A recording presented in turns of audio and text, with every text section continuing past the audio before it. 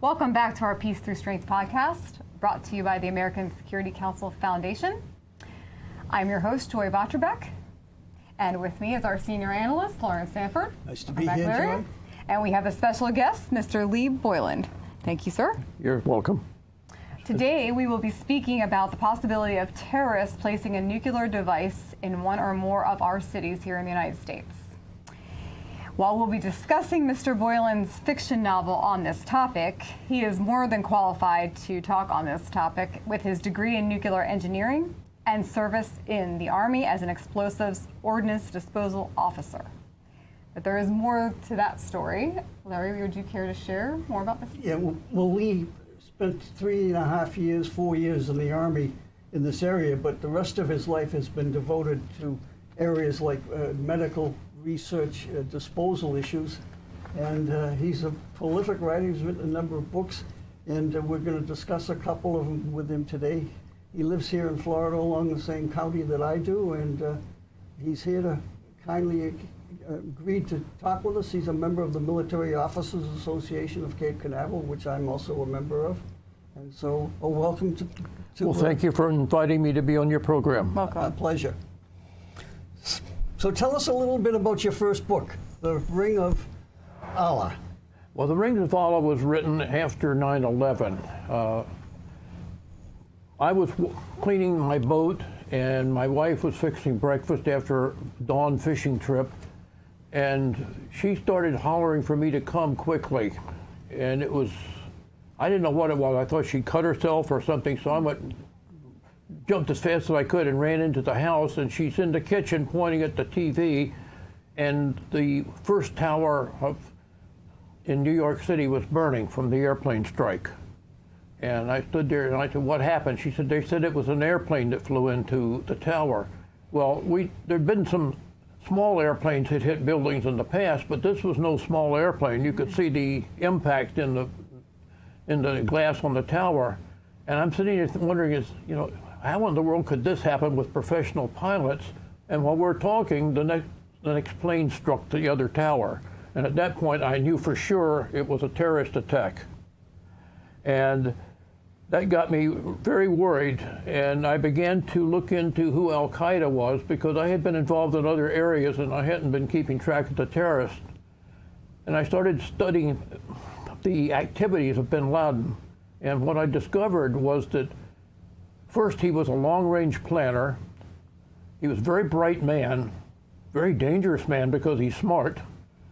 And every attack he masterminded was a little bit bigger than the one previous, so that they were like stair steps. He was going up the ladder or up the stairs, and each attack got bigger. And it took me several months before I really put all the pieces together in my mind, and I said, well, if this was this really his last attack, or was this just the prelude to the final attack? Is there another one out there waiting to happen?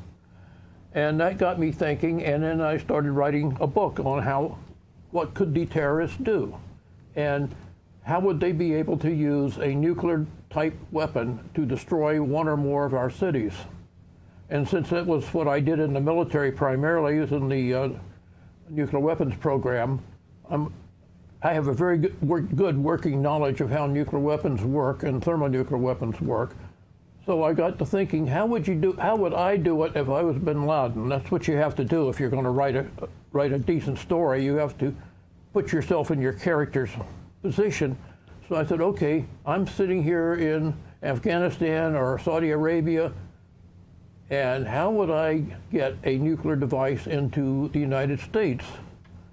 And that's was the beginning of the book. And I started researching, and I realized that in spite of what has been written by some authors, the terrorists are not able to build a nuclear weapon. You can build a simple weapon like the one we dropped on Hiroshima, which is called a gun-type weapon. That's a very simple nuclear device. The implosion type, the Fat Man that we dropped on Nagasaki and in the basis of all of our other warheads, is very complicated and beyond any terrorist's ability to even think about manufacturing. So I went back to the gun type. I said, yeah, they could use a gun type weapon, because it's nothing more than an artillery shell and a gun barrel and breech. So if they could get those two things and they could get the nuclear components, there's where the terrorists run into a problem. You cannot buy highly enriched uranium components from one of those supply companies. They have to be manufactured, and it takes precision engineering and precision manufacturing to machine uranium. So I was stuck on hold. Where would they get the weapons? How would they get hold of anything that they could use to bring into the United States? And I ran across an article about we had recovered a Soviet nuclear device, a live warhead ready for test, in a tunnel in the Kazakhstan test range when the Soviet Union broke up in 1991. So the United States had dug out one of a live Soviet warhead, or a test device. Well, if there was one left, maybe there were more. And that gave me the clue on how to write the book. So at that point, I started writing the book where the terrorists obtained some old Soviet test devices from 1949 in the 2000 time frame, and began to bring them into the United States piece by piece, which means the gun barrel has to come in, then the target rings, because the little boy consisted of a projectile, which is just nothing more than a large rifle bullet, fired into a hollow cylinder, which was made up of rings. They were washers, big, large washers with a hole, so that the projectile went into the hole and made a solid core of uranium-235, which is the bomb that destroyed Nagasaki or Hiroshima. Wow, that's a lot to take in. So the next step was, how do we take them apart, which you can do with a gun-type weapon. You can't do it with an implosion. How do we get them into the United States? Well, I don't want to give away the story in the book, but they came up with a very interesting idea, the terrorists, and they brought the weapon in piece by piece and assembled it in high-rise buildings in the target cities. The high-rise buildings gave you burst height. So it's a very realistic book, and the technology in this story and all my other books are real technology. You won't get fantasy. If it's in there, it can be done, or it's theoretically possible to do it. And your book is titled The Rings of Allah, that we're talking about. Yes. And the two components of the gun-type weapon that we used, the little boy, to destroy Hiroshima, Japan, was the projectile and the target rings. So there's where the rings came from. So if, for example, in today's world, there's a number of countries that have developed nuclear weapons. And so what happens if a terrorist got a hold of some of their thing, enriched uranium-235, they could build their own bomb if they could get their hands on 235? If they could get their hands on machine components from uranium-235, they could build a gun-type bomb anywhere. They could assemble it in any city. The matter is just, how do you get them in? Well, you're not bringing in the whole hunk of uranium at one time. You're bringing in parts one at a time over a period of time. And yes, it's very possible to do that. How many? There's thousands of containers that arrive every day in America. Come in that way? Air cargo. It could be shipped in. It could be packed in on your back through a tunnel, one of the tunnels that the cartels dig along the southern border. And once it's in the country, they take it anywhere they want. It's not that radioactive. It's not going to set off a lot of alarms.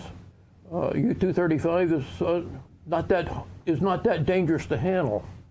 So yeah, it can be done. Today the problem is they don't have to find an old Soviet test device, which may or may not exist.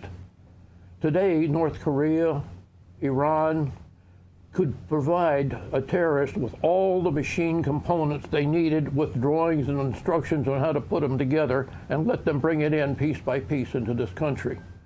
And if you think about what's going on the southern border right now, there's a reason to be very concerned. We don't know what these people are bringing across. We're only catching about some percentage of the ones that are actually crossing the border.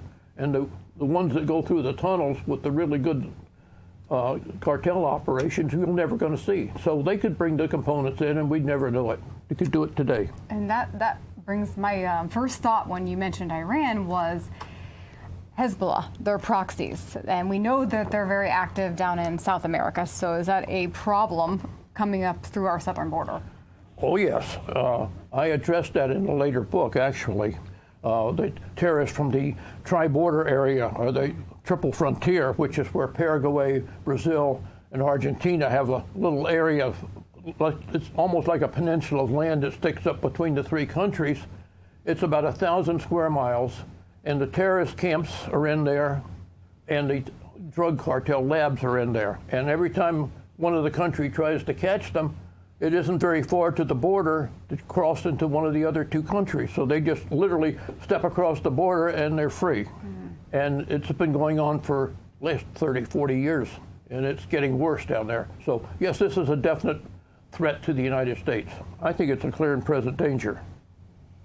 A la Tom Clancy's book, Clear and Present Danger. That's a terminology that's used, and it has a very specific meaning. Yeah. I do like his writings as well. Yep. Now, as Larry mentioned, could it be shipped into the United States? And you said yes. Is the U.S. have any capability of testing, or do they test for uranium? We have monitors. We monitor for gamma. We monitor for basically gamma radiation, and I hope that we have neutron detectors out now, because the technology has reached a point now where it's practical to have neutron technologies and meters that read neutrons, and you will pick up neutrons from U-235, and you'll pick it up from plutonium, and that would be a really good alarm. But you're not going to pick it up from people walking through a tunnel and then coming up in the middle of a city and getting in a car or a bus and going to another city. You're not going to catch them. So getting back to your books, I understand your wife has a background in the fine arts. Yes. Yes. Does she help with your books and the characters? Yes, she does. She does a lot of the, especially in the dressing scenes, putting in the scenery, the more details of the scene than I put in. She helps me with the women's roles and how they would dress, and we make sure that we try to make it realistic, like you're just actually there. You want to be part of the story, and the people fit. The characters have to fit the position that you're in. So yes, it's very important. She studied music. She was a lyric soprano, and then when we were in St. Louis, she started little theater groups there, and she did a little theater in Alexandria, Virginia too, and she participated in a couple of plays there. And we used to stop at a place called the Market Inn in Washington. I don't know whether it's still there or not, but it was one of the real popular spots, and the opera people would go in there and sing, and she used to join them and would sing. They liked her to do Summertime and some of the other songs from that era. So yes, she's been a very big help. So if you were president of the United States, what's the first thing you'd do to anything about this potential threat of nuclear explosion? I would also argue that biological. Biological is another issue altogether. It's a whole different subject, but it is dangerous. So is it easier to bring in a biological weapon than a nuclear weapon? I'm sorry? Or a nuclear part, I guess. Is it easier to bring in the biological over a nuclear, or is there similarities? Well, a biological depends on let's stay off of that subject for this, because you're going to get into too many technical details on biological. If it was something like anthrax, where you can make it a dry powder, that's one thing. If you're dealing with something that has to be kept cold and nurtured, it's an entirely different problem. So we'll save that for another book? Save that for another book, okay. Yeah. So I think I have one other question for you here. In hearing everything you're saying, and we know we have used nuclear waste here, do you believe there could be terrorist sleeper cells within the U.S. that could utilize that? Yeah. Nuclear reactors have fuel rods in them, and it's usually highly The U-235 component is normally less than 5%. Some of the newer reactors, it gets up higher. But over a period of time, the fuel rods become contaminated from their own fissions, and they have to be replaced. It's called refueling the reactor. And when you take these rods out, they're thermally hot and they're radioactive hot. They're very dangerous, very, very dangerous. You could get a lethal dose of radiation very quickly being around them. So they are put in cooling pits, or they call pools or swimming pools, but they're actually tall chambers, and you lower these rods into the water, and you have to keep the water circulated and cooled because they are very hot. They will boil the water. If you didn't circulate the water would boil out of this chamber in no time. That's how hot these rods are thermally. And you have to do this for several years until they're cooled off enough that you can then put them in cement casts. And they were originally supposed to be put in a cement cast and then hauled to the new underground site in Nevada for deep burial in the soil. And after we spent all the money and built the facility, beautiful facilities built, it was decided, no, we aren't going to put them there. We're going to leave them sitting around the country at various nuclear reactor sites. So there isn't any centralized location for these fuel rods where they can be guarded properly. They're on every reactor site just about has a storage site, both a pool and a cast, and they're not guarded that well. I mean, we have rent-a-cops that are guarding them, but that's a target for terrorists, and it's one I don't like to talk about because it's really too easy for a terrorist to attack. I'm sure they know this already. That is scary. And as Larry mentioned, I guess our peace for strength solution, what can we do about these problems? If you were president? There'd be a lot of new people in a lot of offices if I was president. Well, I'll tell you what, why don't you discuss the French solution to the nuclear rods? Okay. Yes, the other solution besides burying these rods and I should mention that the half-life, the amount of time it takes for half of the radioactivity to dissipate or to expend itself is in the hundreds of thousands of years for some of these. So we're talking, how do you plan anything for 100,000 years in the future?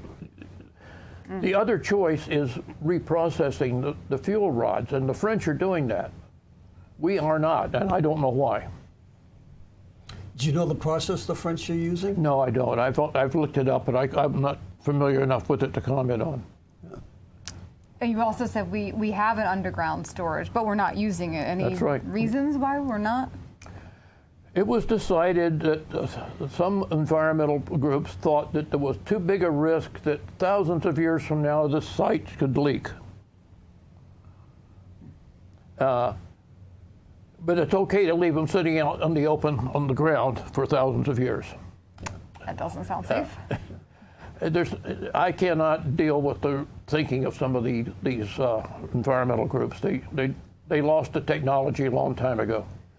Yes, I'm a big believer in nuclear energy and nuclear power plants, and I always make the observation that for the past 60 years, the U.S. Navy has been powering submarines and nuclear aircraft carriers, and there has not been one mishap. There has not been one American that has died from a nuclear accident in its history in the past 60 years. And so, to me, for the clean energy advocates, the only way to really go is nuclear power, because wind is intermittent.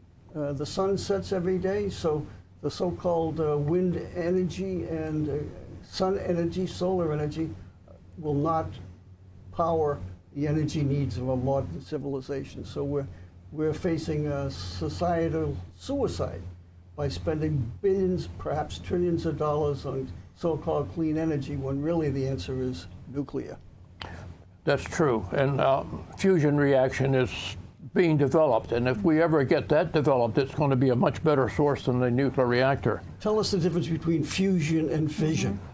Fission is when the atom splits into two new elements. An element is an atom that contains a certain number of neutrons. And for the example, uranium has 92 neutrons. That's the number 92. And I'm sorry, 92 protons, and the remainder of it, between 92 and 238, is neutrons. The atom splits is no longer uranium. It creates two brand new elements. And then those will fission or decay and can develop into other elements. So it gets to be a very complicated process, and radiation is released during this. Fusion is where you take the two helium atoms and hydrogen atoms and put them together and make a helium atom. And in other words, hydrogen has three isotopes, H1, H2, H3. Helium is the second element in the chain, and by going to a fusion reaction, you're not creating long-term radioactive waste. You're basically consuming it. It's very, very difficult process, and we're just now learning how to control it. And I think in the future we will have fusion reactions that will replace nuclear reactors. But for the time being, no. And I agree with your statement about the renewable energy, because if one thinks about a recent example, the smoke from the Canadian fires covering part of the United States, well, that would affect the thermal panels. It would reduce their efficiency. If you have a volcano, one of the super volcanoes ever erupted like they have in the past, you would have an ash cloud so thick that your sunlight is not penetrating, so the solar panels would suddenly become totally worthless. Snowstorm. A snowstorm temporarily. Yeah. But I mean, for years, you could shut, a volcanic eruption could shut down the solar panels for years. What are we going to do? We don't have any other power plants. We got rid of the oil-fired, we got rid of the coal-fired, we shut down the nuclear reactors, and now we don't have any electricity. Yeah. So yes, it's dangerous. It's very dangerous to depend on anything like wind or solar. It's a good substitute. When you're in space, solar panels work a lot better. First of all, there's not day and night, and second of all, there's no volcanoes to cover them up with dust. So you can depend on them a lot more if you're out in the outer space area. But they're a good way to supplement. Yes, put them on your roof. It reduces your electrical bill. That's fine, but don't count on them in an emergency. Well, coming full circle and getting back to your book on the possibility of terrorists bringing nuclear weapons into the United States, would you say we would also need to tighten our southern border and the tunnels? Oh, we most definitely need to tighten the southern border. Drugs are just one of the problems. The cartels are very good at building tunnels underneath the fence, and we find some of them. A lot of them we don't find. Israel has the same problem going on in Palestine right now. And they find some of the tunnels and others they don't. If the people coming in are carrying a component, let's say a ring for a gun-type nuclear weapon, which would weigh around 40, 50 pounds maybe, if they can carry it through the tunnel in a backpack, get into a vehicle on the other side and drive anywhere in the United States. And if the person driving the car has a U.S. driver's license and the car is a legally owned car, you're never going to see them. You're never going to know they were there. And then the next one comes along with the next component 6 months later, a year later, and same thing. The chances of catching them is very, very low. Well, this is certainly a scary subject and something that needs to be addressed. Yes. So, Larry, you and I have a lot of work to do here? Light one candle at a time, Joy. Yes. Thank you, Mr. Boylan. It's my pleasure to be here. Thank you. And I look forward to reading this book. And to our listeners, you can find The Rings of Allah and Mr. Boylan's other books at LeeBoylanBooks.com? Yes. Okay. LeeBoylanBooks.com. LeeBoylanBooks.com. Are you also on Amazon and other? Yes. Okay. And they're all on Kindle. And Kindle. Excellent. Thank you, Larry. Thank you, Mr. Joy. Boyland. And to our listeners, you can check out Larry's articles on www.ascf.us. That's our website. And you can also join our newsletter there, where you'll see the up-to-date articles, podcasts, and events we're having. Follow us on Facebook, Instagram, and Twitter. And please subscribe to our YouTube and Rumble channel by typing in American Security Council Foundation. Thank you, and join us again next time as we bring you the podcast on Peace Through Strength. Thank you, Joy. Thank you. Thank you, Mr. Boyland. Thank you, Larry.